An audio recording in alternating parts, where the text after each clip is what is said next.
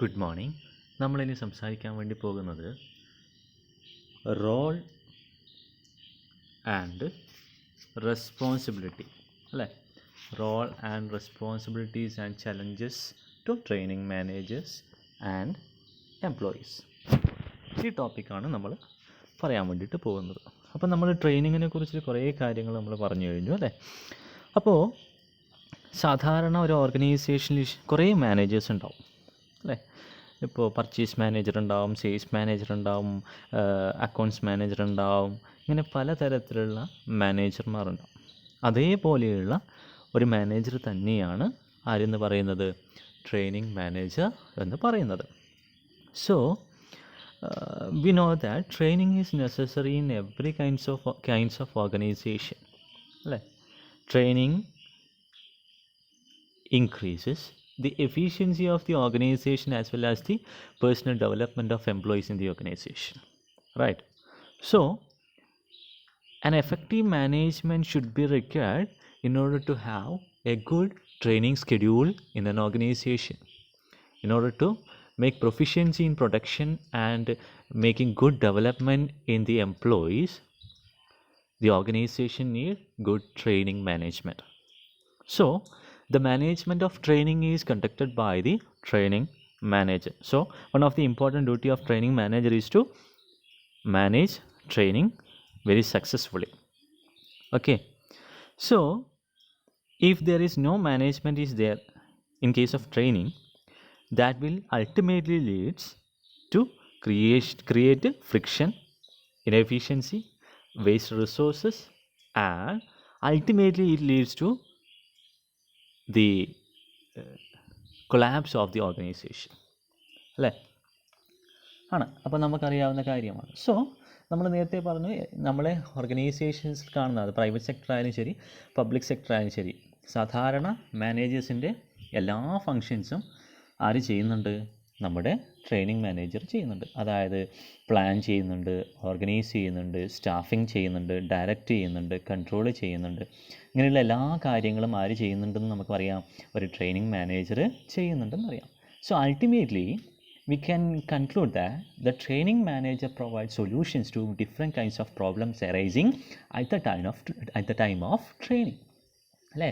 Training സമയത്ത് വരുന്ന പല പ്രശ്നങ്ങൾക്കുമുള്ള പരിഹാരങ്ങൾ ആർക്ക് കണ്ടെത്താൻ വേണ്ടിയിട്ട് പറ്റുന്നുണ്ട്, നമ്മുടെ ട്രെയിനിങ് മാനേജർക്ക് കണ്ടെത്താൻ വേണ്ടിയിട്ട് പറ്റുന്നുണ്ട്.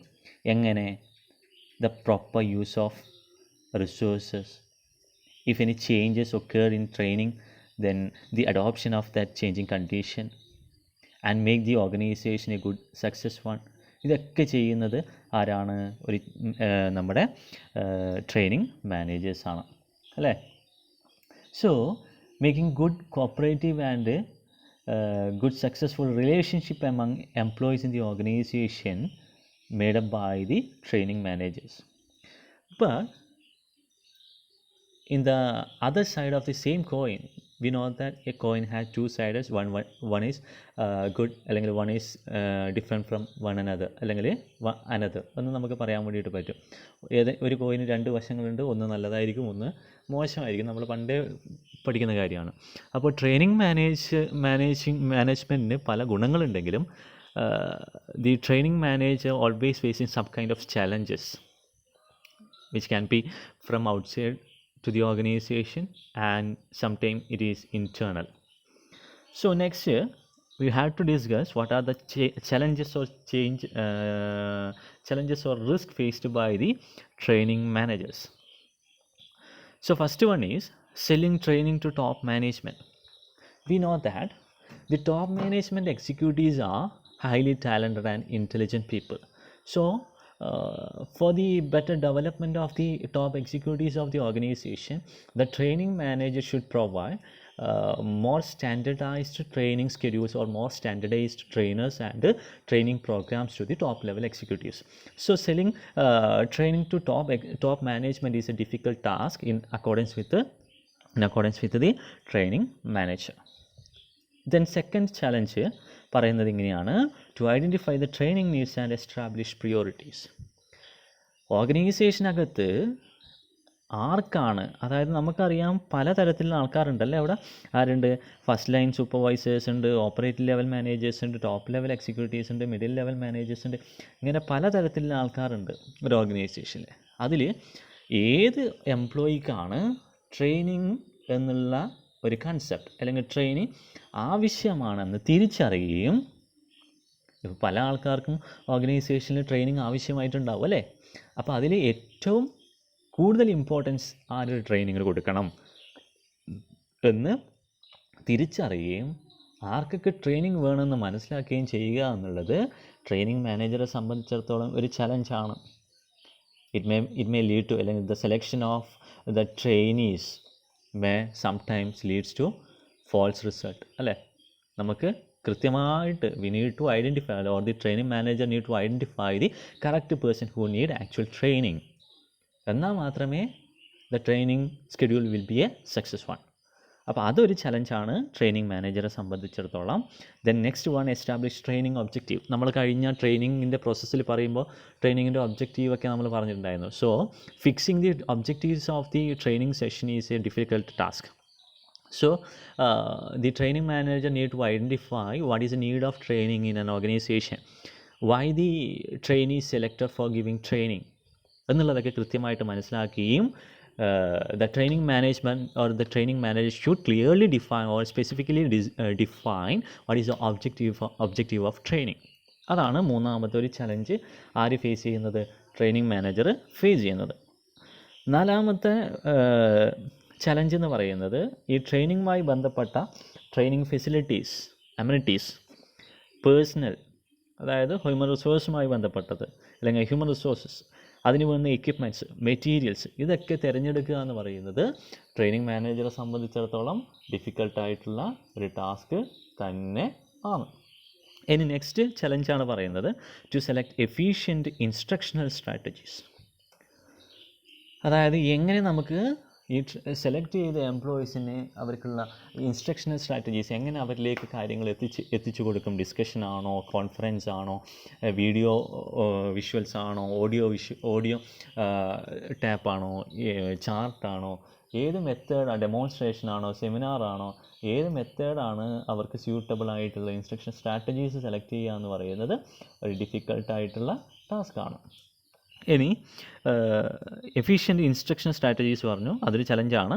Next individualised training, personal training, അതായത് ഓരോ വ്യക്തികൾക്കും കൊടുക്കുന്ന ട്രെയിനിങ് എന്ന് പറയുന്നത് നമ്മുടെ ട്രെയിനിങ് മാനേജ്മെൻറ്റിനെ സംബന്ധിച്ചിടത്തോളം, ട്രെയിനിങ് മാനേജറെ സംബന്ധിച്ചിടത്തോളം ഡിഫിക്കൽട്ടായിട്ടുള്ള സെക്ഷനാണ് അത് സെലക്ട് ചെയ്യുക എന്ന് പറയുന്നത്. സെല്ലിങ് ട്രെയിനിങ് ടു ട്രെയിനിങ്, അതായത് ട്രെയിനേഴ്സിന് ട്രെയിനിങ് കൊടുക്കുക എന്ന് പറയുന്നതും, അതായത് നമ്മൾ ഗുഡ് ട്രെയിനേഴ്സിനെ ഉണ്ടാക്കിയെടുക്കുക എന്ന് പറയുന്നതും ഒരു ഡിഫിക്കൽട്ടായിട്ടുള്ള ചലഞ്ചാണ് ട്രെയിനിങ് മാനേജറെ സംബന്ധിച്ചിടത്തോളം. പിന്നീട് ട്രെയിനീസ് ഇമ്മീഡിയറ്റ് ബോസ്, അതായത് സൂപ്പർവൈസേഴ്സ് അല്ലെങ്കിൽ ഒരു സബോർഡിനേറ്റിന് ട്രെയിനിങ് കൊടുക്കുകയാണെങ്കിൽ അയാളുടെ ഇമ്മീഡിയറ്റ് സൂപ്പർവൈസേഴ്സിന് ട്രെയിനിങ് കൊടുക്കുന്ന ഡിഫിക്കൽട്ടായിട്ടുള്ള ടാസ്ക്കാണ്. ടു യൂട്ടിലൈസ് ട്രെയിനിങ്, കൃത്യമായിട്ട് ഒരു ട്രെയിനിങ് സെഷൻ കണ്ടക്ട് ചെയ്യുക എന്നുള്ള ഡിഫിക്കൽട്ടായിട്ടുള്ള അല്ലെങ്കിൽ ഒരു ചലഞ്ചാണ്. To determine the value of training, അതാണ് മോസ്റ്റ് ഇമ്പോർട്ടൻറ്റ് തിങ് എന്ന് പറയുന്നത്, വാല്യൂ ഓഫ് ട്രെയിനിങ്. നമ്മൾ ഓരോ കാര്യം ചെയ്യുമ്പോൾ അതിന് നമ്മൾ വാല്യൂ കൺസിഡർ ചെയ്തിട്ടാണ് നമ്മൾ ഓരോ ആക്ടിവിറ്റിയും ചെയ്യുന്നത് അല്ലേ. അപ്പോൾ ഇവിടെ പറഞ്ഞിട്ടുള്ള കാര്യം, ഒരു ട്രെയിനിങ്ങിൻ്റെ അതിൻ്റെ വാല്യൂ നിശ്ചയിക്കുക എന്നുള്ളത് ട്രെയിനിങ് മാനേജറുടെ ടാസ്ക്കാണ്. അത് നിശ്ചയിക്കുക എന്നുള്ളത് നമ്മുടെ ട്രെയിനിങ് മാനേജറെ സംബന്ധിച്ചിടത്തോളം ഡിഫിക്കൽട്ടായിട്ടുള്ള ഒരു ടാസ്ക്കാണെന്നാണ് പറയുന്നത്. അപ്പോൾ ഇതൊക്കെ ഇവിടെ എക്സ്പ്ലെയിൻ ചെയ്യുന്നുണ്ട്, നമുക്കത് എക്സ്പ്ലെയിൻ ചെയ്തിട്ട് പോകാം. ഒന്നാമത്തത് നമ്മളതിൽ പറയുന്നു selling training to top management എന്ന് പറയുന്നുണ്ട്. അത് നമ്മൾ ജസ്റ്റ് ഒന്ന് എക്സ്പ്ലെയിൻ ചെയ്ത് കഴിഞ്ഞു. ഇനി നെക്സ്റ്റ് വണ്ണാണ് identification of training needs and establish of priorities എന്ന് പറയുന്നത്. ഞാൻ നേരത്തെ പറഞ്ഞു ടോപ്പ് ലെവൽ എക്സിക്യൂട്ടീവ്സിനും മിഡിൽ ലെവൽ എക്സിക്യൂട്ടീവ്സ് അങ്ങനെ കുറേ തരത്തിലുള്ള ആൾക്കാരുണ്ട്. അവർക്കൊക്കെ ട്രെയിനിങ് കൊടുക്കുക എന്ന് പറയുന്നത്, അല്ലെങ്കിൽ അവരെയൊക്കെ ഐഡൻറ്റിഫൈ ചെയ്യുക എന്ന് പറയുന്നത്, അതിൽ ആർക്ക് പ്രിയോറിറ്റീസ് കൊടുക്കണം എന്ന് പറയുന്നത് ഡിഫിക്കൽട്ടായിട്ടുള്ള ടാസ്ക്കാണെന്ന് പറഞ്ഞു. രണ്ടാമത്തെ ട്രെയിനിങ് ഒബ്ജക്റ്റീവ്സ് ഞാൻ പറഞ്ഞു അല്ലേ. നമ്മുടെ സെലക്ഷൻ ഓഫ് ഒബ്ജക്റ്റീവ് എന്ന് പറയുന്ന ഒരു സിമ്പിൾ ടാസ്ക് അല്ല, അത് ക്ലിയർ ആയിട്ട് സ്പെസിഫൈ ചെയ്തിട്ടുണ്ടാവണം. ആക്യുറേറ്റ്ലി അതെന്ത് ചെയ്തിട്ടുണ്ടാവണം, ചെയ്താൽ മാത്രമേ എന്ത് ചെയ്യാൻ പറ്റും, അല്ലെങ്കിൽ ആക്യുറേറ്റ് ആയിട്ട് എംപ്ലോയീസ് ലേൺ ചെയ്താൽ മാത്രമേ നമ്മൾ വിചാരിച്ച റിസൾട്ടിലേക്ക് നമുക്ക് എത്തിച്ചേരാൻ വേണ്ടിയിട്ട് സാധിക്കുകയുള്ളൂ എന്ന് മനസ്സിലാക്കുക. Next determine required training facilities എന്ന് പറഞ്ഞിട്ടുള്ള കാര്യം പറഞ്ഞിട്ടുണ്ട്. Required to determine required training facilities personnel equipments and materials പറഞ്ഞിട്ടുണ്ട്. അപ്പോൾ ഫിക്സേഷൻ ഓഫ് ട്രെയിനിങ് ഫെസിലിറ്റീസ് എന്ന് പറയുന്ന ഒരു ഡിഫിക്കൽട്ട് ടാസ്ക്കാണ്. അതിൽ എന്തൊക്കെ സെറ്റ് ചെയ്യാനാണ് ഡിഫിക്കൽട്ട് എന്ന് പറഞ്ഞിട്ടുണ്ട്.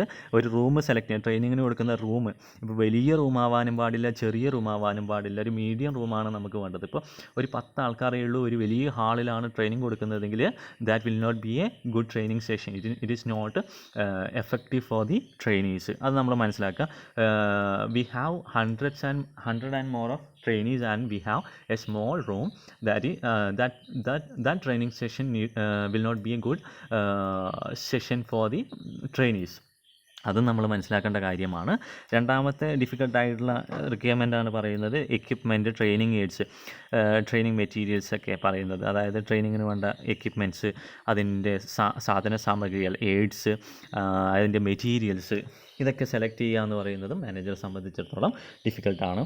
പിന്നെ നമ്പർ ഓഫ് ഇൻസ്ട്രക്ടേഴ്സും നമ്പർ ഓഫ് സൂപ്പർവൈസേഴ്സിനെയും സെലക്ട് ചെയ്യുന്നത് ട്രെയിനിങ്ങിന് വേണ്ടിയിട്ട്, അതും ഡിഫിക്കൽട്ടായിട്ടില്ല. ടൂ മച്ച് സൂപ്പർവൈസേഴ്സും ഇൻസ്ട്രക്ടേഴ്സും ആവാൻ പാടില്ല, അല്ലെങ്കിൽ മിനിമം നമ്പർ ഓഫ് ഇൻസ്ട്രക്ടേഴ്സും സൂപ്പർവൈസേഴ്സും ആവാൻ പാടില്ല. അപ്പോൾ അതൊക്കെയാണ് മൂന്നാമത്തെ പറയുന്നത്. നാലാമത്തെ എഫിഷ്യൻറ്റ് ഇൻസ്ട്രക്ഷണൽ സ്ട്രാറ്റജീസ് പറയുന്നത്. ഞാൻ നേരത്തെ പറഞ്ഞു ഇൻസ്ട്രക്ഷൻ സ്ട്രാറ്റജീസ് ട്രഡീഷണൽ ആയിട്ടുള്ള ഇൻസ്ട്രക്ഷൻ സ്ട്രാറ്റജീസ് ഉണ്ട്, മോഡേൺ ആയിട്ടുള്ള സ്ട്രാറ്റജീസ് ഉണ്ട്. ട്രഡീഷണൽ സ്ട്രാറ്റജീസ് ആണ് lecturing, conference, performance, demonstration method, അങ്ങനെയുള്ള കാര്യങ്ങൾ. ഇപ്പോൾ വന്നിട്ടുള്ള മോഡേൺ മെത്തേഡാണ് ടീച്ചിങ് മെഷീൻസ്, അതായത് നമ്മുടെ റോബോട്ട് പോലെ കാര്യങ്ങൾ, വീഡിയോ കോൺഫറൻസിങ്, ടീം ടീച്ചിങ്, അതായത് ഒരു ഗ്രൂപ്പായിട്ടുള്ള ആൾക്കാർ ഒന്നിച്ച് വന്നൊരു ഗ്രൂപ്പ് ടീച്ചിങ് പറയുന്നത്. പിന്നെ കമ്പ്യൂട്ടർ അസിസ്റ്റഡ് ട്രെയിനിങ്, ലബോറട്ടറിയിൽ കൊണ്ടുപോയിട്ടുള്ള ട്രെയിനിങ്, ഇതൊക്കെ പുതിയതായിട്ടുള്ള ട്രെയിനിങ് മെത്തേഡ്സാണ്. അപ്പോൾ ഇതിലേത് ഇൻസ്ട്രക്ഷൻ സ്ട്രാറ്റജിയാണ് സെലക്ട് ചെയ്യുക എന്നുള്ളത് ഒരു ഡിഫിക്കൽട്ടായിട്ടുള്ള ടാസ്ക്കാണ്. ഇനി നമുക്ക് ഇവിടെ പറയുന്ന ഒരു കാര്യം എന്ന് വെച്ചാൽ, നമ്മുടെ ഒരു ട്രെയിനിങ് മാനേജർക്ക് വേണ്ട സ്കിൽസിനെ കുറിച്ചിട്ട് അവിടെ ഒന്ന് ചെറുതായിട്ട് ഡിസ്കസ് ചെയ്യുന്നുണ്ട്. അതും കൂടെ ഒന്ന് നിങ്ങൾ മനസ്സിൽ വെക്കുക. പ്രധാനമായിട്ടും 3 തരത്തിലുള്ള സ്കിൽസാണ് ആർക്ക് വേണ്ടത്, നമ്മുടെ ട്രെയിനിങ് മാനേജേഴ്സിന് വേണ്ടത്. അതിലൊന്ന് ടെക്നിക്കൽ സ്കില്ല്, ഒന്ന് ഹ്യൂമൻ സ്കില്ല്, ഒന്ന് കൺസെപ്റ്റ് സ്കില്ല് എന്നാണ് പറയുന്നത്. അപ്പോൾ എന്താണ് ടെക്നിക്കൽ സ്കില്ല് എന്ന് വെച്ചാൽ, understanding of and provisions in specific activity, particularly one that comprise methods, procedures or techniques. അതായത് ടെക്നിക്കൽ, സാങ്കേതികപരമായിട്ടുള്ള കഴിവ് ധാരാളമായിട്ട് വേണം. ഏതെങ്കിലും ഒരു കൃത്യമായിട്ടുള്ള ആക്ടിവിറ്റീസിൽ അതിനെക്കുറിച്ചിട്ട് കൃത്യമായിട്ട് അതിൻ്റെ മെത്തേഡ്, അതിൻ്റെ പ്രോസസ്സ്, പ്രൊസീജിയർ, ടെക്നിക്സ് ഒക്കെ പറഞ്ഞു കൊടുക്കാൻ അല്ലെങ്കിൽ മനസ്സിലാക്കാൻ അയാൾക്ക് പറ്റണം. ഒരേ സമയത്ത് അത് പറഞ്ഞു കൊടുക്കാനോ അത് ചെയ്യിപ്പിച്ച് കാണിച്ചു കൊടുക്കാനോ അയാൾക്ക് ഒരു ട്രെയിനിങ് മാനേജർക്ക് പറ്റിയിട്ടുണ്ടാവണം. 2 ഹ്യൂമൻ സ്കില്ലാണ്. അതായത് ഹ്യൂമൻ സ്കില്ല് എന്ന് വെച്ചാൽ ഒരു ട്രെയിനിങ് സെഷനിൽ കൂടുതൽ ആൾക്കാരുണ്ടാവും. കാട്സിൻ്റെ, അതായത് ഫേമസ് ആയിട്ടുള്ള സയൻറ്റിസ്റ്റാണ് കാട്സ് എന്ന് പറയുന്നത്. അദ്ദേഹത്തിൻ്റെ വാക്കുകളിലാണ് അല്ലെങ്കിൽ അദ്ദേഹത്തിൻ്റെ കൺസെപ്റ്റിലാണ് ഇതൊക്കെ പറയുന്നത്. ട്രെയിനിങ് അല്ലെങ്കിൽ മാനേജർക്ക് വേണ്ട സ്കില്ലൊക്കെ അദ്ദേഹത്തിൻ്റെ വേർഡ്സിലാണ് പറയുന്നത്. ഞാനത് ഒരേ റിപ്പീറ്റ് ചെയ്യുന്നില്ല. അപ്പോൾ ഓരോ സ്കില്ല് പറയുമ്പോൾ അത് കാട്സിൻ്റെ വേർഡ്സിലാണെന്ന് നിങ്ങൾ ഓർത്ത് വെക്കുക.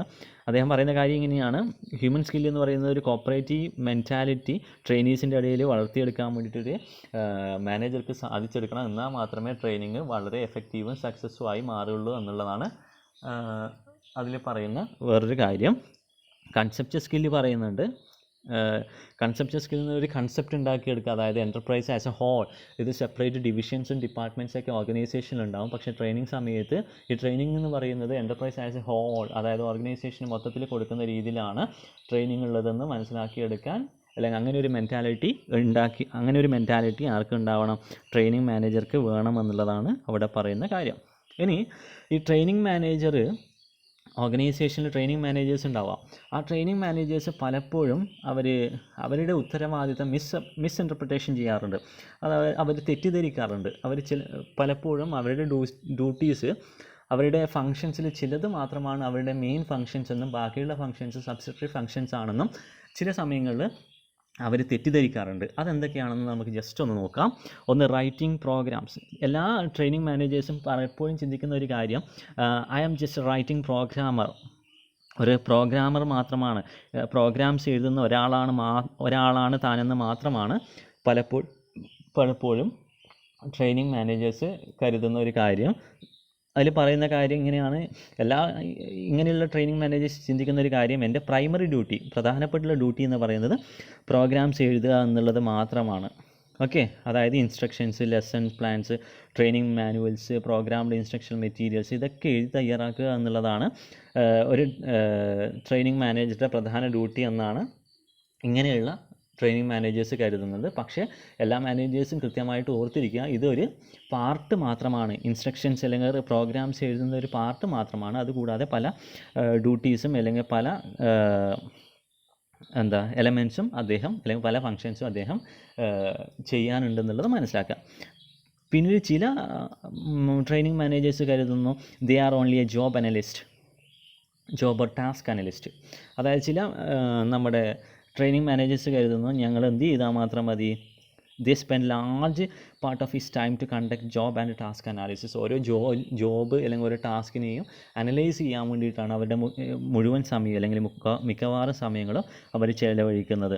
അവരെന്ത് ചെയ്യുന്നു, ജോലി ചെയ്യുന്ന ആൾക്കാരുമായിട്ട് അവരെ ഒബ്സർവ് ചെയ്യുന്നു, അവരെ ഇൻ്റർവ്യൂ ചെയ്യുന്നു, എന്നിട്ട് അവരുടെ ഡ്യൂട്ടീസും റെസ്പോൺസിബിലിറ്റീസും അല്ലെങ്കിൽ അവരുടെ പെർഫോമൻസൊക്കെ ഇവാലുവേറ്റ് ചെയ്യുക മാത്രമാണ് പലപ്പോഴും ട്രെയിനിങ് മാനേജേഴ്സ് ചെയ്യുന്നത്.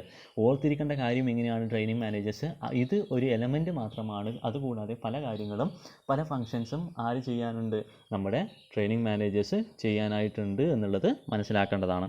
നെക്സ്റ്റ് ഒരു ട്രെയിനിങ് മാനേജറുടെ മിസ്ഇൻ്റർപ്രിട്ടേഷനാണ് ഓർഗനൈസേഷൻ സോൾജിയേഴ്സ് എന്ന് പറയുന്നത്. അതായത് പലപ്പോഴും കാണുന്ന ഒരു കാര്യം, I am purely related with human resources, so I am working in the organization in order to satisfy the day to day needs of the enterprise.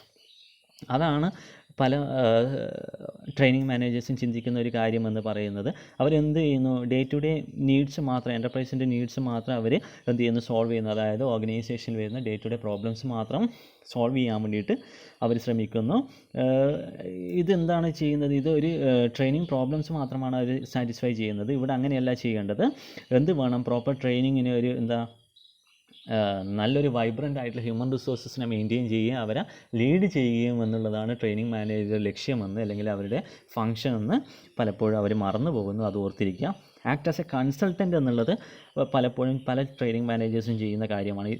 Consultant services, അതായത് advices other മാനേജേഴ്സിന് കൊടുക്കുക എന്നുള്ളത് മാത്രമാണ് പലപ്പോഴും പല ട്രെയിനിങ് മാനേജേഴ്സും ചെയ്യുന്നൊരു കാര്യം. അല്ലെങ്കിൽ എംപ്ലോയീസിന് പലപ്പോഴും കൺസൾട്ടിങ് കൊടുക്കുക എന്നുള്ളത് മാത്രമാണ് ആര് ചെയ്യുന്നത്, നമ്മുടെ ട്രെയിനിങ് മാനേജേഴ്സ് ചെയ്യുന്നത്. ഇതൊക്കെ ഒരു പാർട്ട് മാത്രമാണ്. ടോട്ടൽ ജോബ് ട്രെയിനിങ്ങിൻ്റെ ഒരു ട്രെയിനിങ് മാനേജർ ഒരു പാർട്ട് മാത്രമാണ്. ബാക്കിയുള്ള കുറേ കാര്യങ്ങൾ ചെയ്യാനായിട്ടുണ്ട് എന്നുള്ളത് മനസ്സിലാക്കുക. പിന്നീട് പറയുന്നത് ആസ് എൻ എക്സ്പേർട്ട് എന്നുള്ളതാണ്. അതായത് ഈ ട്രെയിനിങ് ഫീൽഡിൽ അല്ലെങ്കിൽ ഹ്യൂമൻ റിസോഴ്സസുമായി ബന്ധപ്പെട്ട ഫീൽഡിൽ വരുന്ന മാറ്റങ്ങൾ അല്ലെങ്കിൽ പുതിയ പുതിയ ഡിവൈസസുകൾ അല്ലെങ്കിൽ അതിൻ്റെ പുതിയ ടെക്നോളജീസ്, പുതിയ ട്രെയിനിങ് എയ്ഡ്സ്, ഇതിനെക്കുറിച്ചിട്ടൊക്കെ മനസ്സിലാക്കുക എന്നുള്ളതാണ് പല ട്രെയിനിങ് മാനേജേഴ്സും ചെയ്യുന്ന കാര്യമെന്ന് പറയുന്നത്. ഇതും ഒരു പ്രൈമറി ഫംഗ്ഷനാണ്. ബാക്കി അതുകൂടാതെ മുകളിൽ പറഞ്ഞിട്ടുള്ള റൈറ്റിംഗ് പ്രോഗ്രാംസ്, ജോബ് അനലൈസ് ചെയ്യുക, ഓർഗനൈസേഷൻ സോൾജറായിട്ട് വർക്ക് ചെയ്യുക, ആക്ട് ആസ് എ കൺസൾട്ടൻ്റ് ആകുക, ഇതൊക്കെ ഒരു ഫംഗ്ഷനാണ്. പക്ഷേ പലപ്പോഴും ചില മാനേജേഴ്സ് ചെയ്യുന്നത് ആസ് എൻ എക്സ്പേർട്ടായിട്ട് മാത്രം. എക്സ്പേർട്ട് എന്ന് വെച്ചാൽ study or investigating the latest training aids and devices, evaluating their applicability and its effectiveness. അത്ര മാത്രമാണ് അവർ ചെയ്യുന്നത്. അത് മാത്രമല്ല അവരുടെ ഡ്യൂട്ടി എന്ന് മനസ്സിലാക്കുക. നെക്സ്റ്റ് പറയുന്നത് എക്സിക്യൂട്ടീവ് ഡെവലപ്പർ, അതായത് ടോപ്പ് ലെവൽ ഡെവലപ്പർ എന്നുള്ളതാണ് ഇവിടെ ചിന്തിക്കുന്നൊരു കാര്യം. Some type of trainer is interested to specialize in human relations, group dynamics, conference leadership, simulation and laboratory training. അപ്പോൾ എക്സിക്യൂട്ടീവ് ഡെവലപ്മെൻറ്റ് മാത്രമാണ് അവരുടെ ലക്ഷ്യം എന്ന് പറയുന്നത്. അതായത് ചില ട്രെയിനിങ് മാനേജേഴ്സ് ചെയ്യുന്ന കാര്യം അവർ ഹ്യൂമൻ റിലേഷൻസ് ഉണ്ടാക്കിയെടുക്കാനും നല്ല ഗ്രൂപ്പ് ഡൈനാമിക്സിൽ ഉണ്ടാക്കിയെടുക്കാനും ഒരു കോൺഫറൻസ് ലീഡർഷിപ്പ്, മറ്റുള്ളവരായിട്ട് ഡിസ്കസ് ചെയ്തിട്ടുള്ള ഒരു ഗ്രൂപ്പ് ലീഡർഷിപ്പിന് ഉണ്ടാക്കാനും, സിമുലേഷൻ അതായത് കാര്യങ്ങൾ ചെയ്തുകൊണ്ട് നമ്മളിപ്പോൾ ചെയ്യാറില്ലേ, വണ്ടി ഓടിക്കാൻ പഠിപ്പിക്കുന്നത്, അതൊരു സിമുലേഷൻ അല്ലേ, അങ്ങനെയുള്ള കാര്യങ്ങൾ, ലബോറട്ടറി ട്രെയിനിങ് ഒക്കെയാണ് അവർ കൂടുതലായിട്ട് കോൺസെൻട്രേറ്റ് ചെയ്യുന്നത്. എന്തിനാണ് ഇതിലൊക്കെ കോൺസെൻട്രേറ്റ് ചെയ്യുന്നത്? ഇവർക്ക് മാനേജേഴ്സിനെ ഉണ്ടാക്കിയെടുക്കാൻ. അതായത് this kind of training manager is only focused to develop top level executives or managers, middle level managers in the organization. They are not at all interested to look after the problems and they are not at all looking after the lower section of the organization. So ഇത്രയാണ് ഇതിനെക്കുറിച്ച് പറയാനുള്ളത്. നമ്മുടെ role, responsibility training മാനേജേഴ്സിൻ്റെ കേസിൽ പറയാനായിട്ട് ഉള്ളത്.